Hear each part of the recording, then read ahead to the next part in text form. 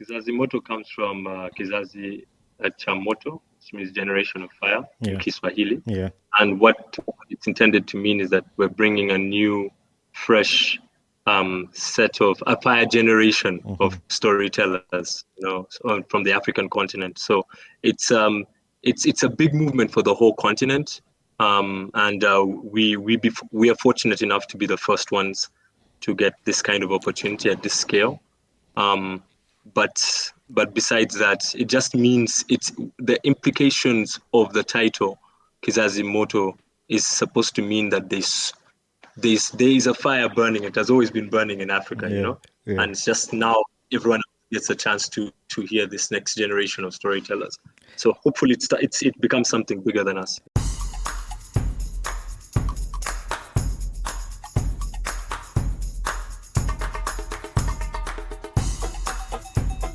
Mujevale, Mujevale, Mujevale. My name is Bane Kibuka, and welcome to another episode of the Ugandan Ball Talk Show.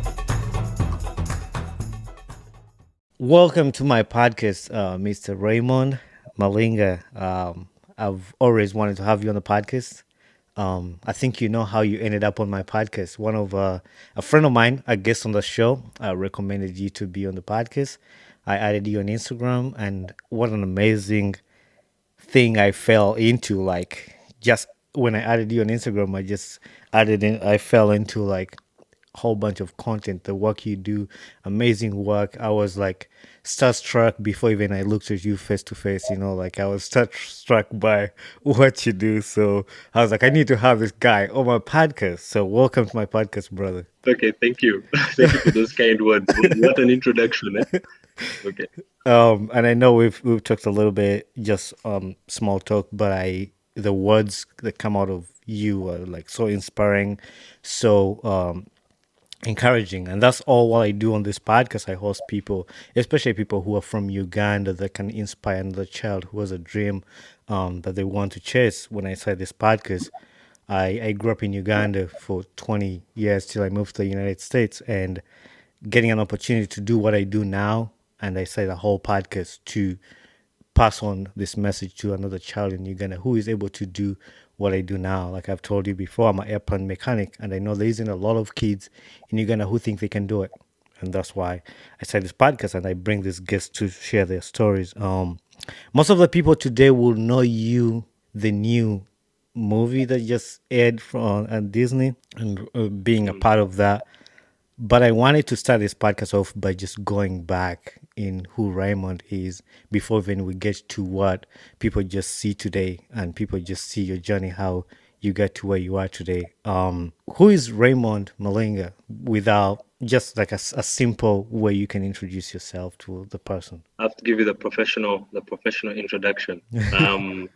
Raymond Malinga. I am the CEO of the Creatures Animation Studio here in Kampala, Uganda. We made a short film called Kalabanda, Ate My Homework. You should go and check it out. And I'm also the director of episode 1, Kizazi Moto, Herderboy.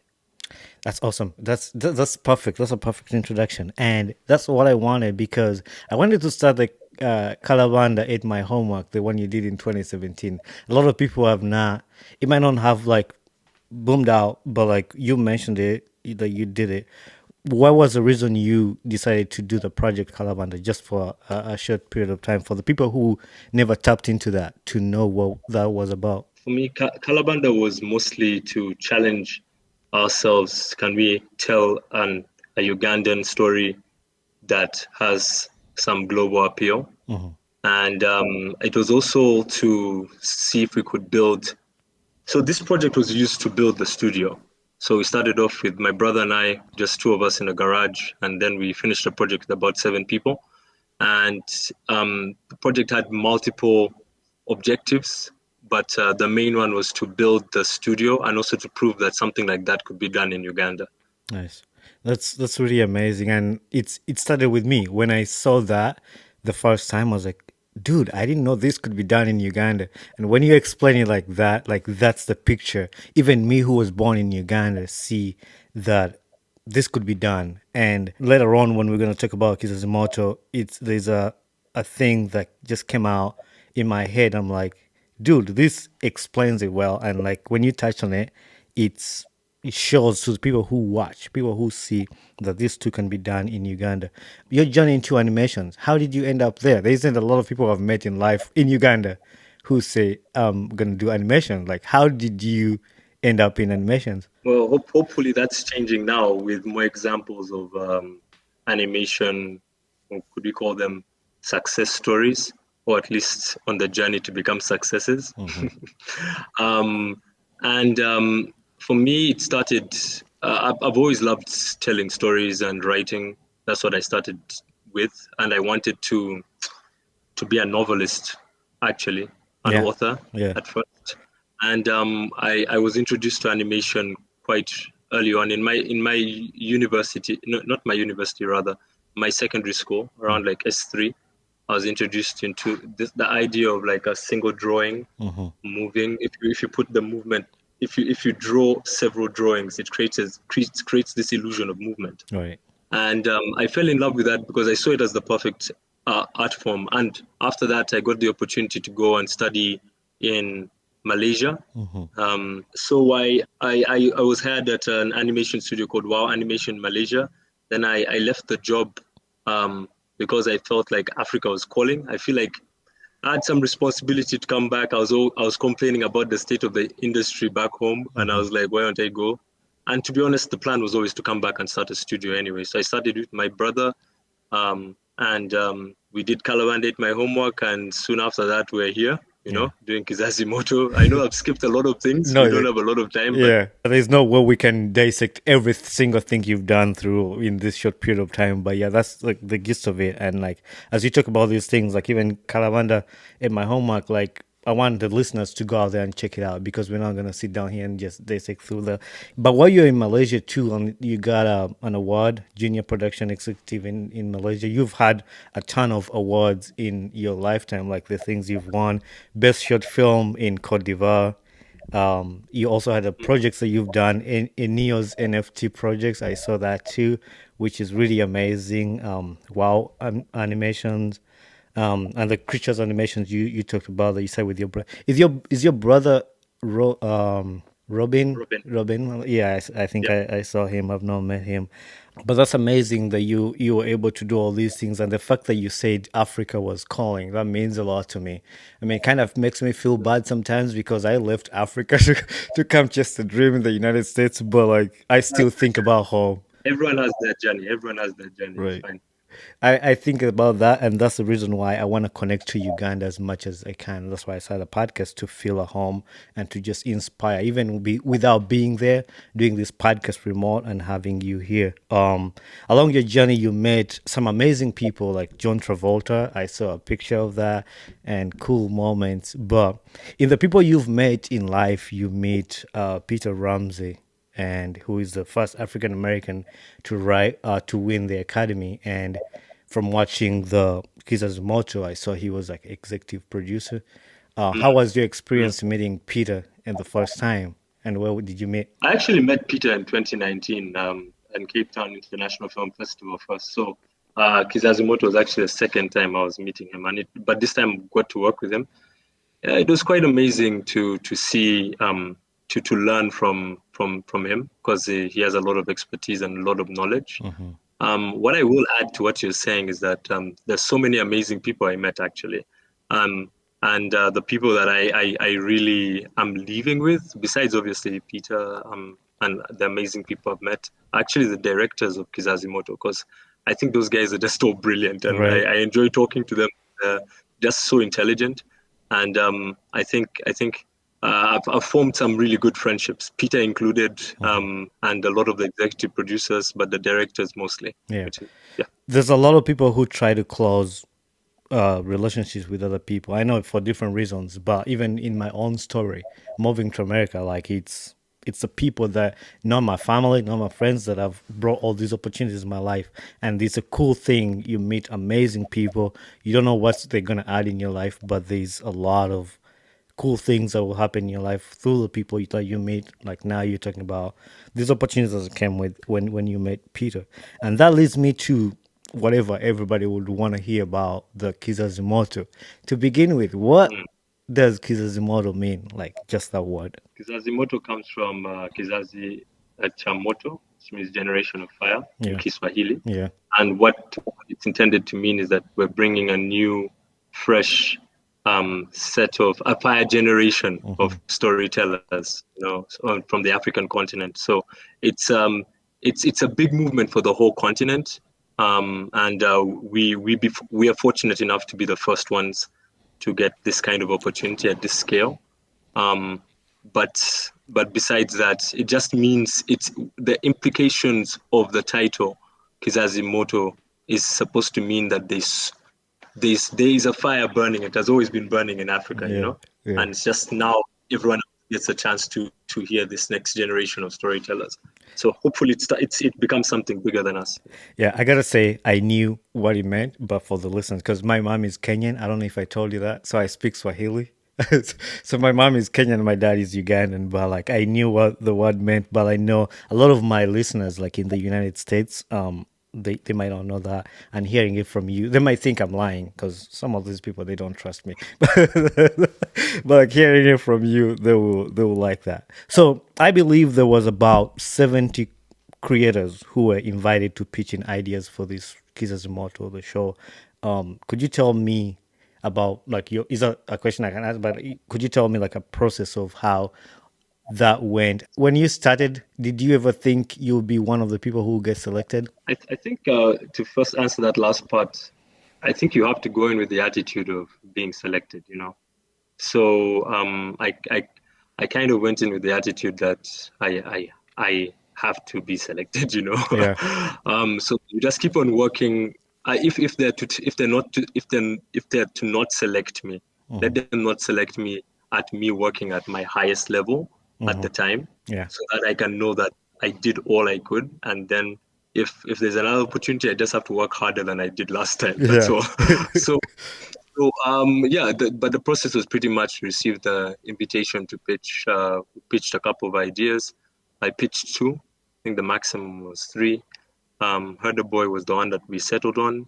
Mm. Then went through just a process of synopses, writing act structures, character descriptions, and I didn't know how many people were involved. Mm. I just said I have to be amongst the last people. Yeah. That's what I was thinking about. So then eventually they just chose the 10 and they greenlit the projects, and yeah, we started production. So it was about a year of development. They call it development. So you're developing the characters, developing the script, Hmm. developing just basically a structure of what your film is going to be like. And then after that, we went into about 16. Mine was about a 16 to 15 month production period after that. Yeah. But generally, it's almost been like from the first email to now, it has been almost 3 years. Hmm. 3 years or 2.5 years, I might be incorrect. Since I knew what I was working on, Yeah. everyone else is just just catching up now. So Yeah. it's quite interesting. It's quite satisfying to hear the responses.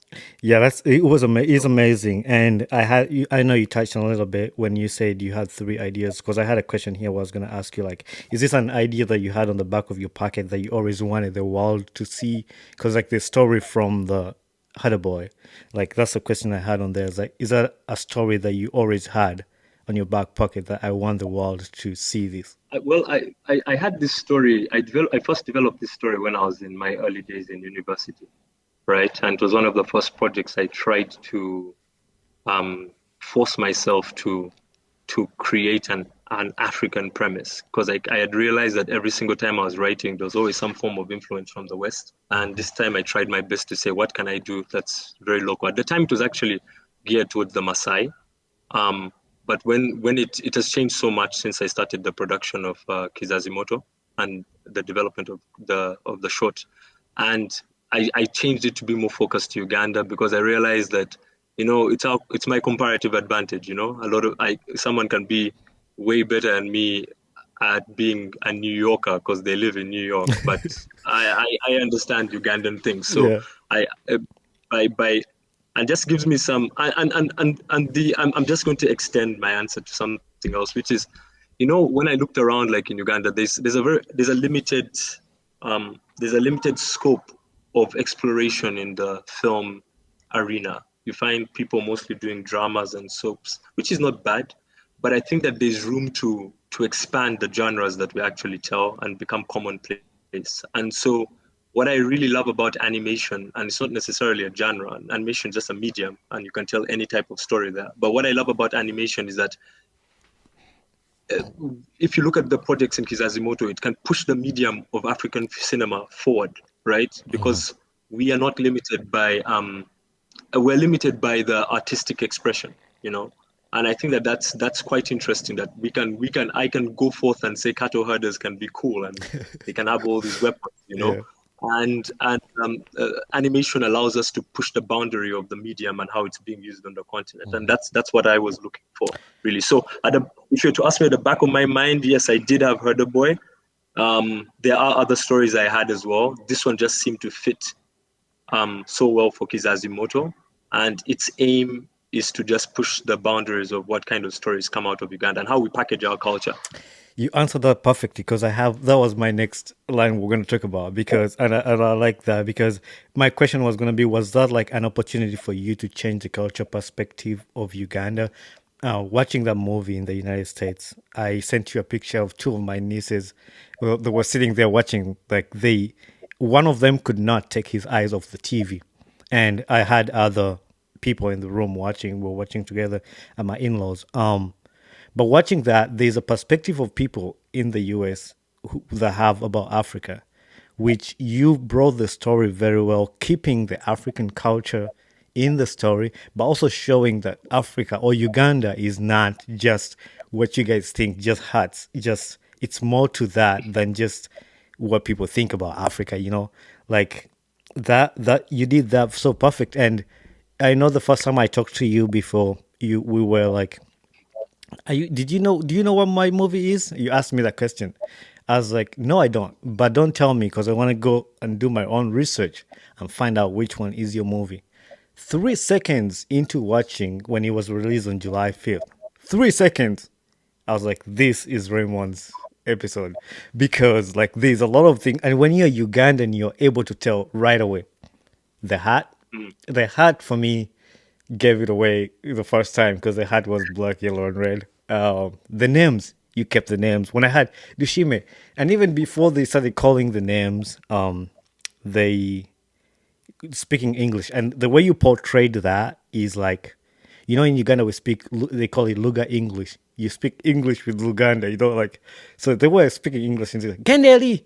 And I was like, oh, did he just say Gendeli? But like, was that the motive of that story? I know you've already, yeah, you explained, actually answered that, but like, if you want to add on to that. Yeah, so of course I was trying my best to put as many Ugandanisms in there as possible. I feel like there could have been a few more, but they're enough in there. The motivation of the story is to push is is to push the medium forward, and also to push our industry forward in terms of what kind of stories we have as the foundation for inspiration for the next stories. So what I did here was that by using the cattle herder and cattle herders it's one of the world's oldest professions in Uganda. It's like it's very hard to go maybe a week or two, even a day, I think, without seeing some cows if you're moving around Exactly. if you're moving around anywhere in Uganda. And I found it very interesting to explore the idea that there's some communities here, and even in the past, that rely communities now and communities in the past that rely on cattle as their source of food, source of clothing. And what Herderboy explores is what if the cattle were also a source of our power, so our technology. And it was very interesting to if I can package for the Ugandan audience cattle keepers who have pretty much remained the same in all kinds of depictions that you've ever seen. And if I can throw those guys forwards and make them look really cool, my hope is that a Ugandan from any walk of life can watch it and say, you mean there is a way we can portray anything in our culture in a more interesting way. We don't always have to just portray things mundanely, you know. There's room for imagination and exploration. Yeah. So that's what I want to encourage. That's my motivation. And to keep Ugandanness in there. There's a Yeah. lot of Ugandan stuff in there, but There's a it lot doesn't of you. stop the average. There's a lot of Ugandan stuff in there, and one of my favorite scenes, and I'm not gonna try to spoil it for anybody, but like it's a Ugandan thing. Like when I'm gonna forget the names, but when the little boy goes on to save, Ndahura. Ndahura goes on to save and comes back, instead of the parents like, "Oh my gosh, you're the best kid, you're amazing," just slaps on the head. That's a typical Ugandan mother. Like, there's a lot of things, but because uh, African mother, yeah, like an African mother. Yeah, it's very specific with Ugandan, but I think it cuts across Africa. Like yeah, that's how I don't know how to put it, but it's like that's the only way she could have responded yeah, in that because situation. like you did something good, but because you never asked for permission to do that thing, or like you just went on your own, that's not good. That's not okay. Like, what if you could have, like that's the perspective I got out there. But yeah, there was a lot of Ugandan stuff in there, and my little cousin was asking me, "What are those red stuff?" The fighting stuff. So I was trying to explain to him those are the bad guys. Or like they usually use the term "bad guys." They're trying to attack the cows, and he picked up on the. We talked about cows. But to be specific, the cows in Kenya are different than the cows in Uganda. So the cows in Uganda have the long horns, and you portrayed that. Like my little boy was asking me, what cows have long horns? And then I had to show him a picture on Google of the cows in Uganda with the long horns, and like, yeah, that came out perfect. And the other thing I wanted to know, and I'm focusing on Herderboy, but there's a lot of other episodes on that Yeah, show, and there's a lot of amazing work. I'm not trying to shadow all the other guys who other directors did a great job. I connect with this more, but you all should. I watch all of them, so all of you who are listening, you should go and watch all these other shows. And for that reason, I'm gonna pick out episode 2 for this comparison. Like when I watched episode 2 and yours was more grounded, and when we were talking about it, like it was grounded in a way, and then episode 2 was in the future. How did you go about that? Because you wanted to show it was kind of, because we had robots in there, so it was kind of generational, but also still what happens in you, like what's already happened, like I like what think we talked about. it was a very interesting task for me because it does take place in the future. But I challenged myself with making a film that felt, first of all, Uganda is a very conservative country.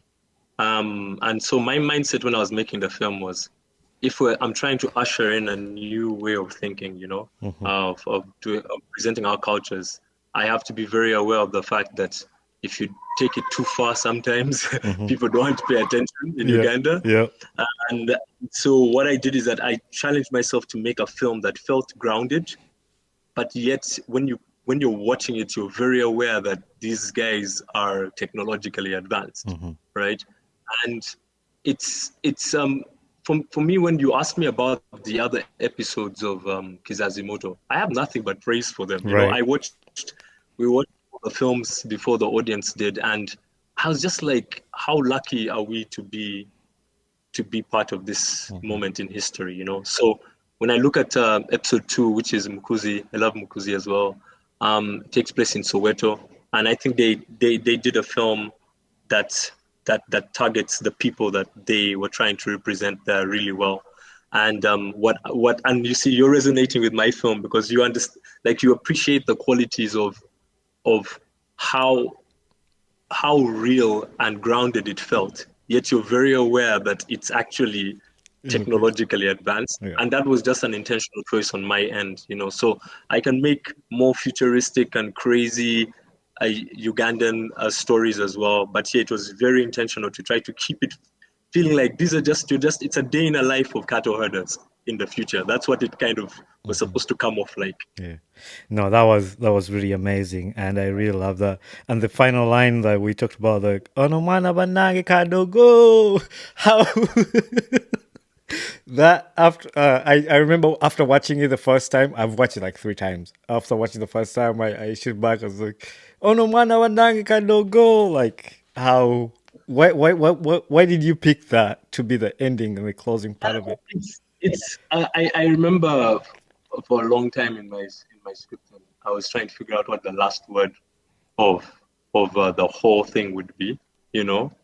And I remember Kadogo, when I first called him a Kadogo when earlier on in the story, I started realizing that this word Kadogo, it kind of represents how I was feeling at the time of making this film, because you feel like you are underestimated, you've not been given an opportunity, but you're a person who's fighting in the trenches, Mm-hmm. And so I remember I was looking for a word to call Ndahura throughout this whole thing when all the other senior herders are calling. And I was like, what word would just be appropriate, And I remember that word when I was growing up, um, when like your uncle who's like much older than you comes and says, "You can do go, you go and get me this thing." Like it just feels like you're such a small, Yeah. you know.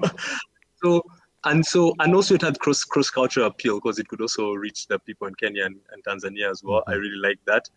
But the reason why I ended ended with that sentence is that it's for those who don't understand, it's like it's an exclamation of he can't believe what this small boy has Mm-hmm. achieved, Yeah. and so he's exclaiming with surprise, man, this kid, and and I like that idea to mirror the fact that a person like me was able to come in, make a film at this level, Mm-hmm.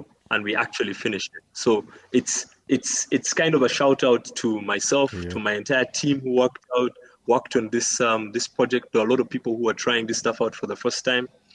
You know, I have some of my teammates from my studio who have earned their first Disney Plus credits as well, who worked on this. But you come in sometimes feeling like the small person, but then you have something to prove. So that last sentence for me was deliberately chosen to just like it's a shout out to any Kadogo out there who's Mm-hmm. actually proving something and no longer a Kadogo. Yeah. Now the next step is we're leveling up after this. I like that you send a shout out to the people that you work with, and in the same way, I want to send a shout out to your team, people that you worked with. It was really an amazing work. I feel really proud. Everybody I know in the US, like, hey, it's from Uganda right there. It's from Uganda right there. You go watch it. Like, I feel proud. It's like I'm the one who made. Oh, like I feel like I know I resonated with the movie so much. I'm like, hey, go watch this. It's from Africa. Like, and when my nieces were watching, like, that's this is in Africa. It's like, it's Africa, but Yeah. it's really amazing. Y'all did a great job. Shout out to Disney. Shout out to everybody that was part of this team. But also like Shobai Mu, I know we just found that out that I hosted him on the podcast. He was the photographer and part of your team. Shout out to Shobai Mu too. He's a great guy. I interviewed him here for just his photography work, but seeing him being part of that and getting those credits like you were mentioning, these people means a lot. It adds to your resume, and many things are coming up. I was gonna ask you a question that should we wait for anything more coming out, but I know there is a lot coming out. Is that something you wanna talk about? I won't talk about specifics, but Yeah.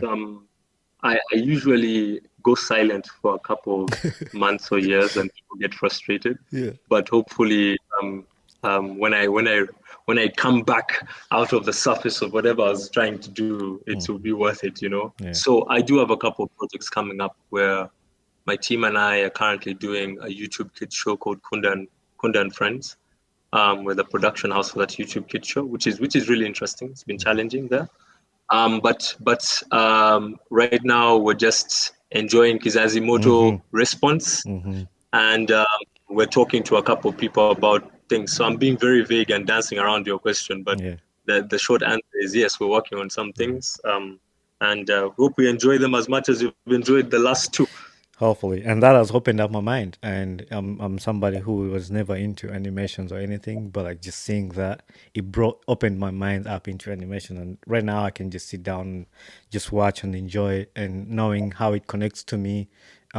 So you did a really good job, and I really wanted to just end with that word on Omana Banange Kadogo. But I want to ask you, you see, I like that because on my podcast, when it's starting, I know I host a lot of people who are not Ugandans but I have Mujebale, Mujebale, Mujebale because I connect with that, and I want somebody who just tunes in to know what's the word Mujebale, Mujebale, Mujebale. It's like me saying hi, hi, hi, hi, hi. I'm here with my podcast, Yeah. but it's in my local language. So when you did that, it Yep. hit right home, and that's why like I loved it. And but one final question I want to ask you is what has been a life lesson you've learned in life to this point? A life lesson I've learned. So I have several mantras that I just live by, codes. So I wouldn't say, would I say life lesson? I'm just going to leave. I'm going to put out my mantras. Okay. So one of them is um, some of them are borrowed. Actually, most of them are borrowed. I can't remember where I heard them from the first time, but I'll just say them. So the first one is if you want to go fast, you go alone. If you want to go far, you go together. So that's why I have a team. I always credit my team and anyone who works with me because it's very important to me that we move as an industry. An industry cannot stand by only one person. It needs several people to do this. So shout outs to the 100 people who worked on my film. And also the voice actors. I want to also say Florence Kasumba, Patrick Salvador, Blair, Omara Daniel. They're all important. Then the second one is to always live with an audacity to dream. Um, that's actually my studio's mantra, the audacity to dream. So we're usually looked at and we feel like we're left out of a lot of things. In Africa and Uganda, it always feels like things are happening there and we're just consuming. And I believe that with a great mindset, um, you can achieve a lot, and we can change some of these narratives to work for us. So, and it takes a lot of audacity to do that because everything in the world is telling you it can't be done. So that's what I would say. And so that's currently how I just wake up in the morning and continue Yeah. moving. Um. And so far so good, but let's wait and see. So form teams and have audacity. Yeah. Uh, I know that I said the other one was a final question, but I got another one. What gets you excited about life? What gets me excited about life? Conversation. I love conversation. Right. Yeah. Um, it's I just like discussing possibilities. I like trying out things. And so for me, it's just conversation. That's the one thing that I like the most. Um, it's just you only have your body, Yeah. and you don't get the chance to experience someone else's life. But for me, conversation is a way in which I get to hear out like someone else's journey. So like when you told me that you're an like airplane engineer and all Yeah. this stuff, I was like, what? Oh, that guy's life is super interesting to me. And, Yeah. and like so for me, and also it also helps like I think for the I think in order to be a storyteller, you must have incredible empathy and you must be curious. And because I love conversation, I think it embodies that stuff that you're willing to hear someone out, but also you're willing to seek out information. So that's it. So that's what gets me excited. Like if I meet a new person, I'm just like, let's talk, Yeah. right? I I And would just I would talk let's to you for the whole day, and I know I've mentioned this before. Like you and I can talk and talk and talk, but I know it's limited even for the people listening. They can just. I want people to be able, like you said, Ugandans don't watch things for so long. Like you need to get the attention span in a certain amount of time. So when you talk so much, especially like some of my friends like, hey, your English gets too much sometimes, and they just stop off. But I could talk to you the whole day.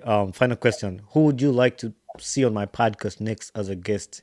And I know you've already recommended one, the guy that I'm gonna talk to. I would recommend Robin Malinga. Okay. Yeah, because I think like his journey is completely different from mine, and I think people tend to mash out Yeah. journeys together. Yeah. And I think he has so many interesting opinions and perspectives. And I would like you to interview him because his path is very interesting too.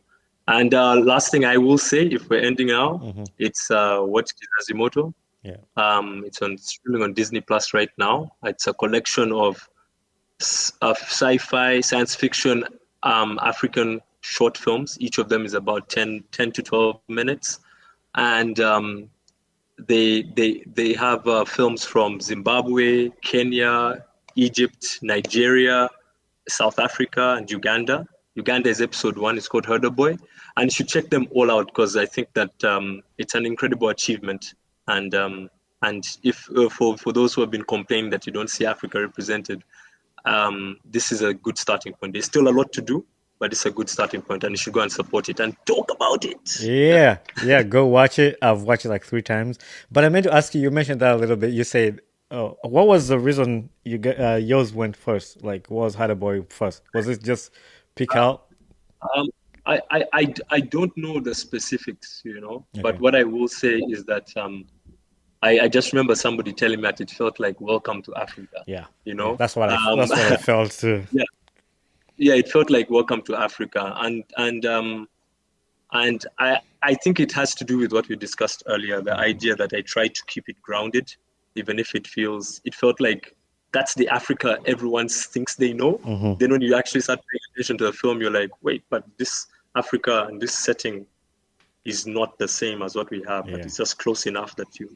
So that's it. So I don't know. Like I think I personally feel like anyone can watch any of these yeah, films, start exactly. from anywhere, and they'll be happy. So, but obviously watch Herderboy, and yeah, Kizazi Moto. I'll Amazing times we live in. As I conclude, I want to shout out to everybody that was part of Kizazi Moto, Herderboy, Kizazi Moto, especially this one that we talked about, because in our conversation, we might have missed somebody who did music, who did voice, who did photography, but whoever was part of this is a thank you, and thank you for bringing this to us and bringing joy to our lives and happiness. That movie has brought a lot of joy and proud in me that I tell everybody in the US, like, hey, this is from Uganda because of that perspective we talked about. So thank you very much, Raymond, and thanks for being here. Hey there, this is Bonnie Kibuka, the host of the Ugandan Boy Talk Show. Thanks for watching and listening to my podcast. If you enjoyed this episode, make sure you share it with a friend and recommend somebody to this podcast. Don't forget to leave a feedback on this podcast because that's how we grow. And also don't forget to share, like, subscribe, and comment. Join us on our social media platforms on Instagram, Twitter, Facebook, and YouTube. So we'd love to hear from you. Thank you very much and be blessed.